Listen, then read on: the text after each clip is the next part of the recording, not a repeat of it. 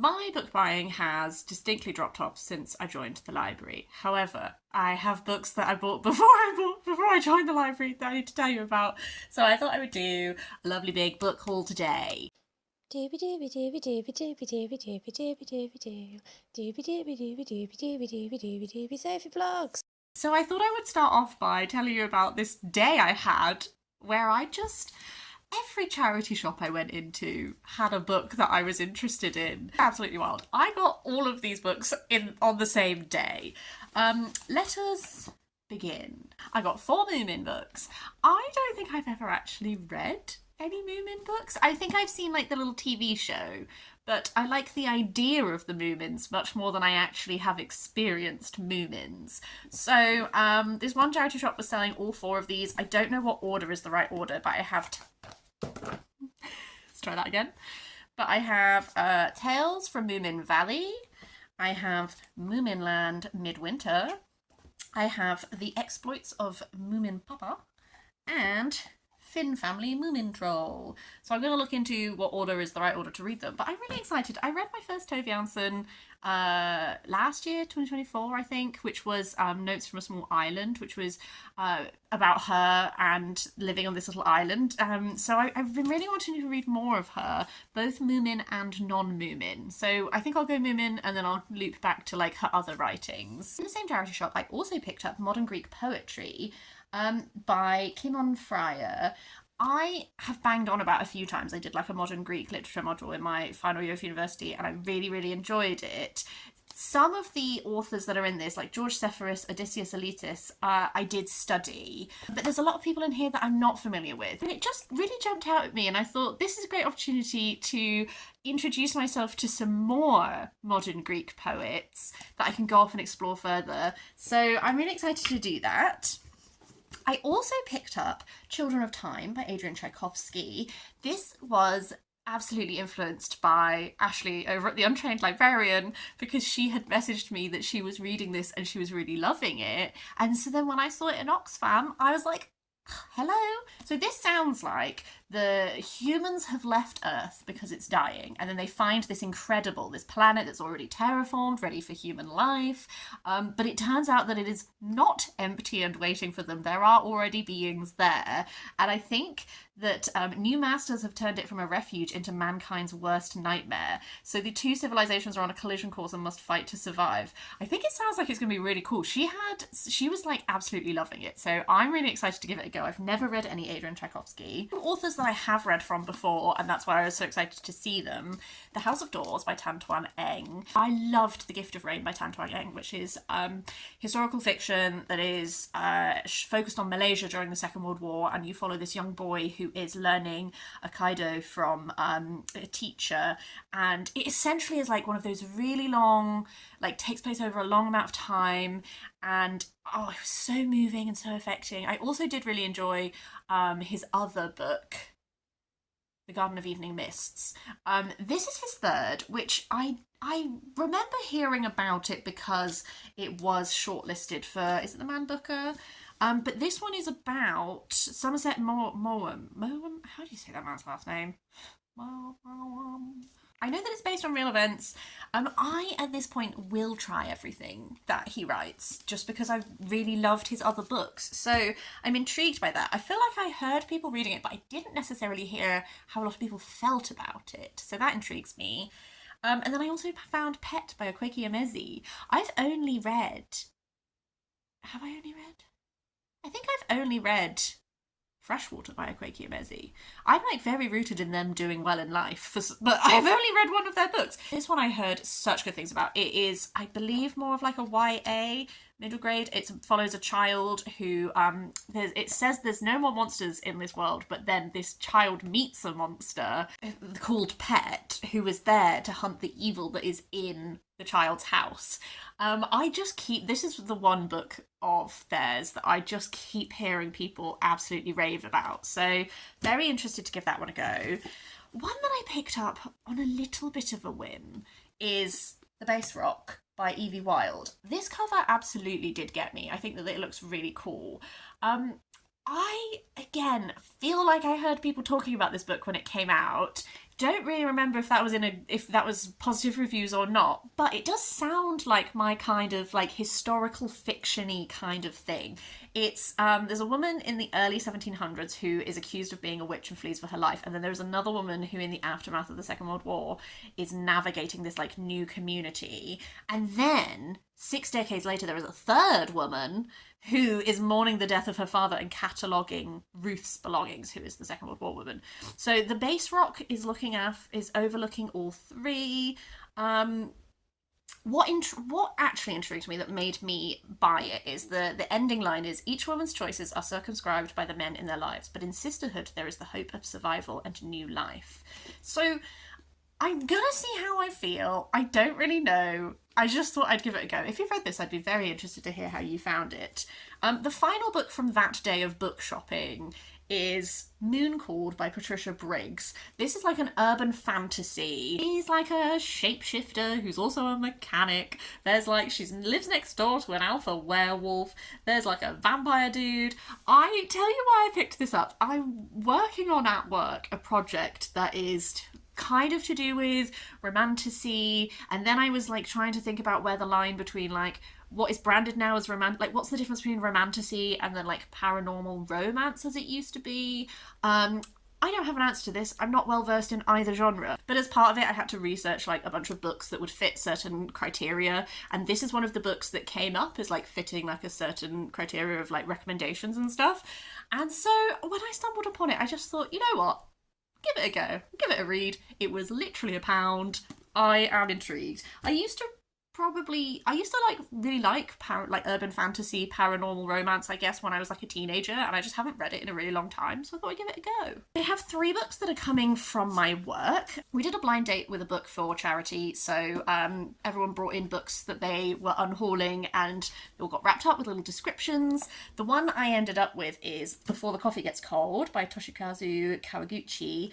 This is one of those books that I just hear so much about. I wasn't really interested in reading this, to be quite honest with you. I understand the concept is like, it's this cafe, you can go in there, you can travel in time, but only like until the coffee gets cold, and only in that place, I think. You know when people rave about a book so much and you're just like, I don't know if I'm interested. But the way it was described in the blind date with the book did tempt me. I actually got a different book, but I'd already read it, and someone else got this book, and we swapped. So I'm intrigued. It looks like it's going to be quite light and quite like a easy little read, so we'll see where I do fall on that. And later someone else just brought in a bag of books that they were unhauling for people to take what they wanted, so I took 2 books from that. The first one is Against the Loveless World by Susan Abulhawa. Sounds really interesting. It seems to be about a woman who is existing in the Cube, confined to the Cube, which is, I guess, a jail. Journalists visit her, but she's not sharing their story with them. What intrigued me about this one is the sentence that says, she was a woman who went to Palestine in the wrong shoes and found there what she had always lacked in a battered beauty parlour: books, friends, politics, and a fighter named Bilal.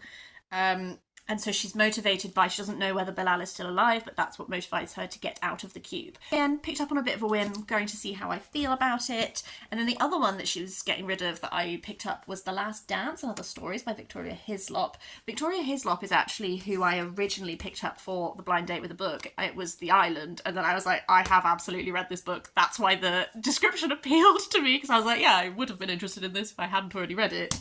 So when I saw that she was getting rid of some short stories, I was like, oh, I feel a bit nostalgic about Victoria Hislop. Again, I read her a lot. I started reading her when I was 15 on my work experience week. I did work experience in a library, and I picked it up on a whim, and I read half of The Island and then had to return it because I finished my work experience.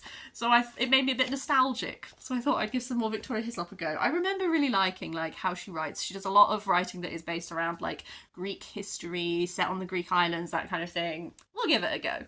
In Bristol, there is a bookshop that is the £5 bookshop, and all books in it are £5. It used to be the £3 bookshop. It took years for it to stop being the £3 bookshop and go up to the £4 bookshop, and then in the space of 6 months it went from the £4 bookshop to the £5 bookshop. I'm not bitter about it. It's just a sad sign of inflation. But I got 3 non-fiction books. They're £5 each, and they are all hardback. Felt like very good value.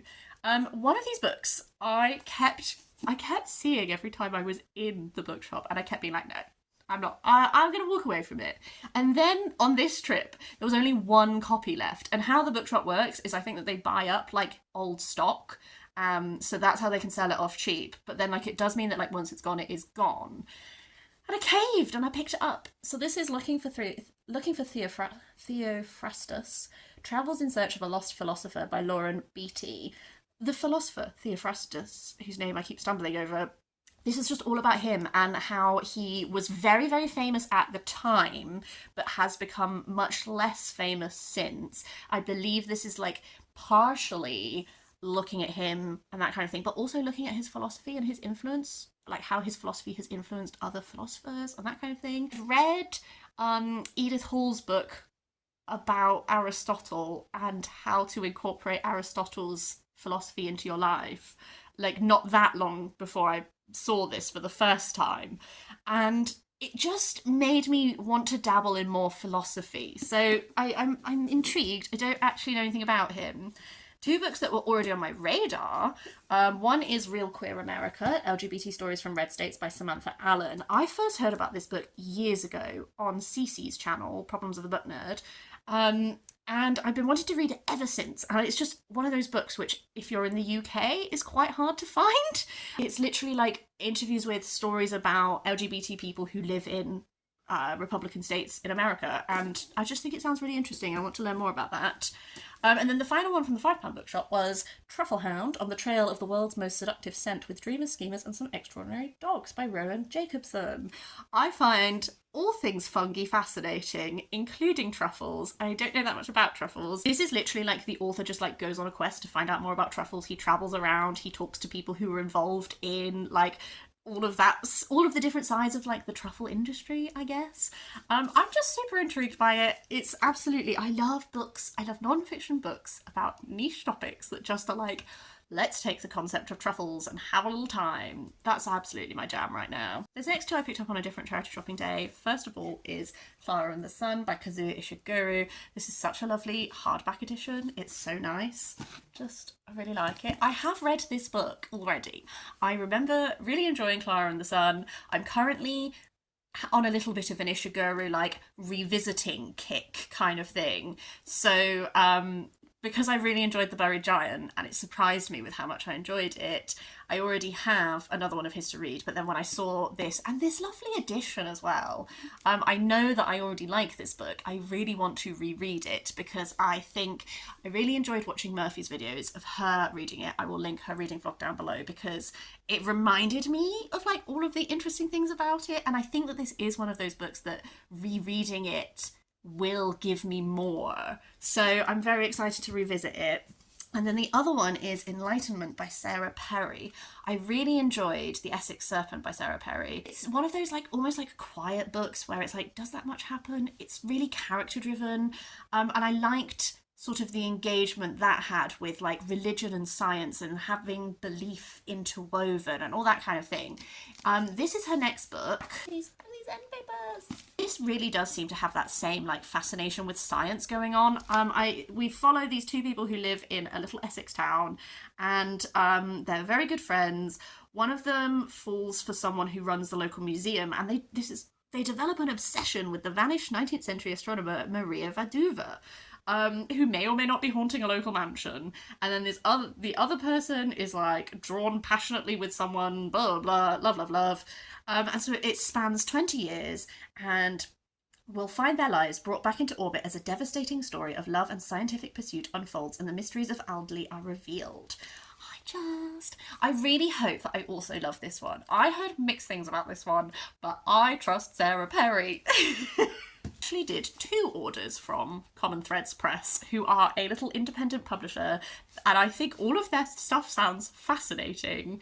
I initially ordered 2 of their little books. The first one is Rights Not Charity, Protest Textiles and Disability Activism by Gil Crawshaw. I went to a exhibition a few years ago at the Manchester People's History Museum that was all about disability rights activism and the types of like protest materials that disabled activists have made and that kind of thing, and it was really fascinating. So this one I think will build on a lot of what that sparked off in my mind. So I was very interested in this one. And then the other one I bought initially was Many Hands Make a Quilt, Short Histories of Radical Quilting by Jess Bailey. I'm obsessed with quilting. Well, I'm not really. I'm obsessed with textile arts. I love them. Quilting, I've been really fascinated by. I would like to get into quilting, but I'm also a little bit intimidated by quilting. I don't have a sewing machine, so I think hand quilting, I was like, maybe I can just practice by making like little things. I don't know, but it's tempting me. And I thought that this therefore was really like tapping into some of that interest. It's really cool. Like it seems to be really like interestingly designed. So I just wanted to learn a little bit more about radical quilting. And then more recently, it was their anniversary birthday kind of thing. So they did a discount code and I bought more things, even though I haven't read any of the other things yet. So I got 3 more with that. The first one is Slow Grown, Plants, Folklore and Natural Dyeing by Ciara Callahan. I have done a natural yarn dyeing workshop 2024 and it was fascinating. And again, so I'm just interested in reading this as a result. I also got Stitching Freedom, Embroidery and Incarceration by Isabel Rosner, and Stitching the Intifada, Embroidery and Resistance in Palestine by Rachel Dedman. I could have bought literally everything that they have on their website, but I exercised restraint. I believe that's called budgeting. Everything they do, I'm like textile history, politics, like, oh, I'm so interested in it. So I'm really excited to explore those soon. On a more recent charity shopping trip, I didn't hit up that many bookshops. I mainly went to the Botanic Gardens and had a little frolicsome time, but I did stop into a little British Heart Foundation bookshop and I picked up The Night Watch by Sarah Waters, which is the final Sarah Waters that I didn't own. I own Affinity on my Kindle and I am very tempted to get a physical copy, but I have restrained myself for the time being. I have been reading Sarah Waters every year for Deweython. I'm loving it. I'm having a great time. I've only disliked 1 so far. The other 3, so good. Following 4 Londoners. And what intrigues me about this one, I keep being like, what intrigues me, and then read you like a sentence from the blurb, but that's how I get hooked into buying things. Moving back through the 1940s, through air raids, blacked out streets, illicit liaisons and sexual adventure to end with its beginning in 1941, this is an astonishing novel.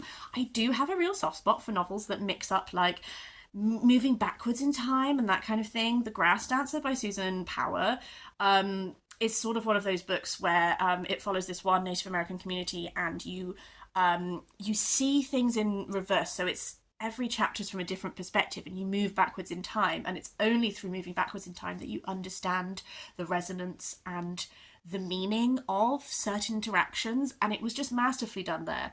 I'm really intrigued to see how it'll be done here. So my Sarah Waters is complete. Just need that woman to release more books. Only 4 more books, then we're done. These are 2 like classical studies related things that I picked up secondhand. I got Medea and Other Plays by Euripides. This has Medea, Hecate, Electra and Heracles. Started revisiting Greek plays, I think, in 2023 because I hadn't really revisited them since I did my classical studies degree, and I've been having a really great time. And Euripides I've always had a soft spot for. These are the final Euripides plays that I didn't already own.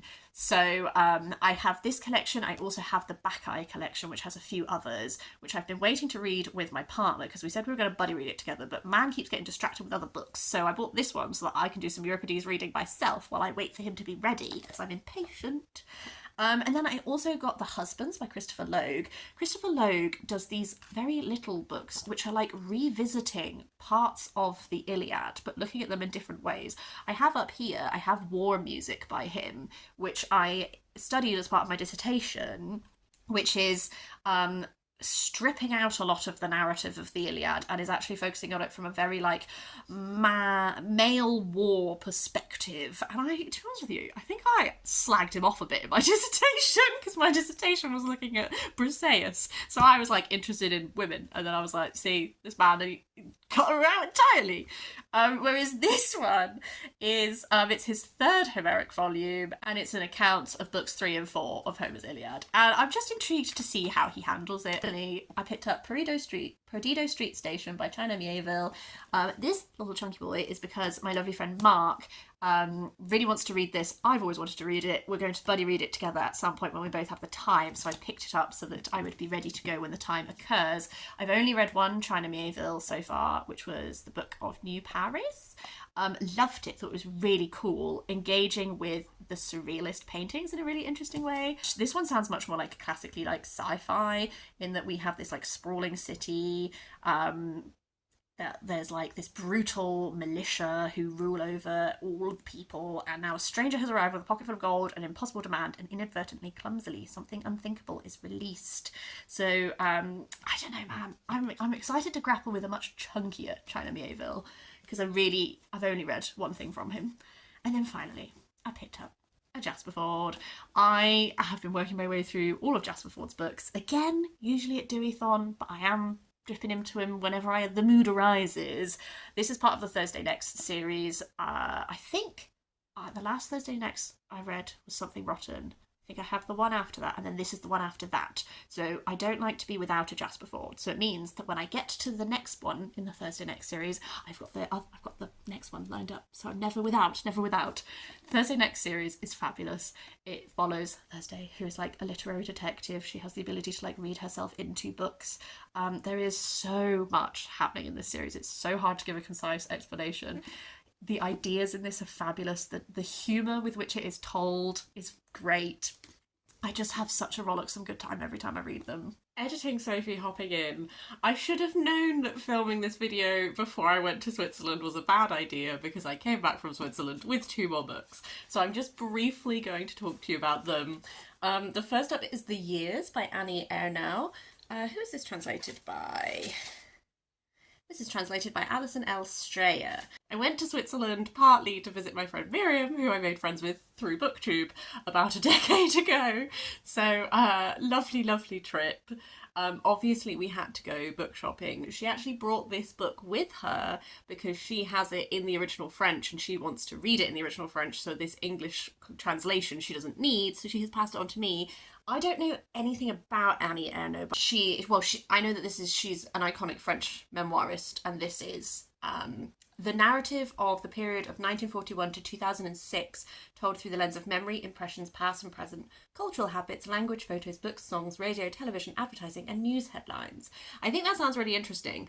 I am just going to go in and see. We'll find out.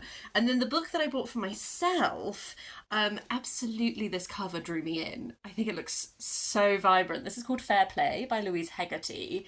It's a murder mystery, and this woman, Abigail, throws a birthday party for Benjamin, rollicksome time, and then they wake up in the morning and Benjamin is dead. It's a locked room murder mystery. What intrigued me is suddenly everything is not quite what it seems. An eminent detective arrives determined to find Benjamin's killer. The house now has a butler, a gardener, and a housekeeper. This is a locked room murder mystery, and everyone is a suspect. Fair Play is the puzzle box story of 2 competing tales that uncover the real truth of life, the terrifying mystery of grief. I think it sounds super intriguing. I could have waited until I got back to the UK to buy it, but I wanted to get something to mark the occasion of like meeting a bookish friend. Miriam's written in it for me, which is really nice. I do kind of want to prioritise this one soon. You know, I love a murder mystery. I love a little puzzle. This sort of element of these 2 competing tales really intrigues me. So that's everything I wanted to talk about in this little book haul. I would love to hear your thoughts if you have read any of these. Please give me any thoughts and feelings in the comments down below. Otherwise, I hope you're having a lovely day. I will see you next time for something different.